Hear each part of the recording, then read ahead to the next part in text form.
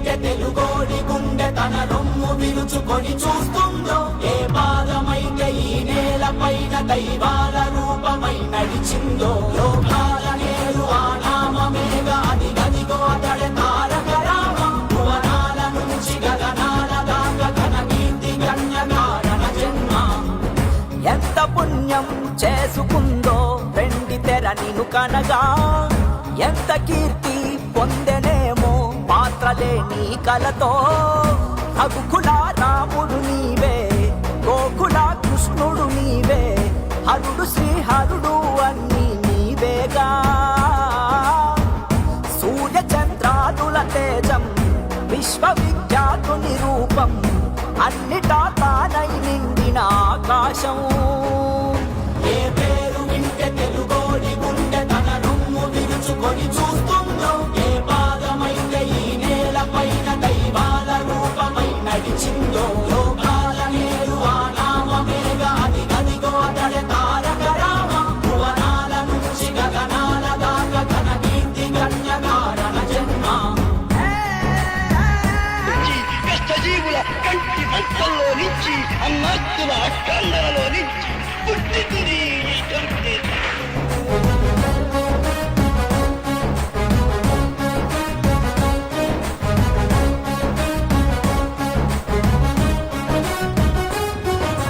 వజ్రాలు వెలిసినట్టు ఆ నవ్వు వెలుగు చూడు, ఒళ్ళంత కళ్ళు చాలవే. బంగారు కొండలాంటి ఆమెని ఛాయ చూస్తే రెప్పంటూ కొట్టలేములే.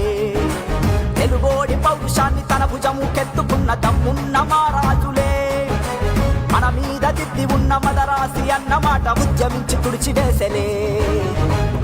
తెలుగు జాత అంటే ఏంటో అస్తినకు తెలిసేలాగా యుద్ధమే చేసిన వాడే రామన్నా. ఒక్కడే ఒక సైన్యంగా ఆత్మగౌరవ విధి అంటూ తెలుగు తన రాతను మార్చెను సారథిగా. ఏ పేరు వింటే తెలుగోడి గుండె తన రొమ్ము విరుచుకొని చూస్తుందో, ఏ పాదమైతే ఈ నేల పైన దైవాల రూపమై నడిచిందో, లోకాల నేరు ఆ నామమేగా అది గదిగో అతడే తారక రామం. భువనాల నుంచి గగనాల దాకా ఘన కీర్తి గణ్య కారణ జన్మ.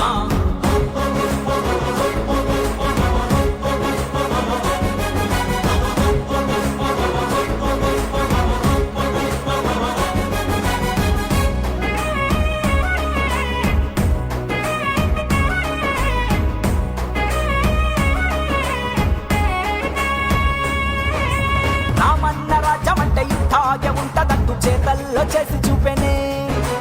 ఏదోటి ప్రాణమైన వరి పువ్వ తీపి ఏంటో తెలుగోడి నోటికిచ్చెనే. మన అన్న చెల్లి మధ్య చెరి సగము ఆస్తి అంటూ చట్టాన్ని తీసుకొచ్చనే. క్యాన్సర్ తో ప్రాణమాగే ఊపిరినే ఆదుకోగా బసవతారకాన్ని తెచ్చనే. ప్రజలు తన దేవుళ్ళంటూ అలికి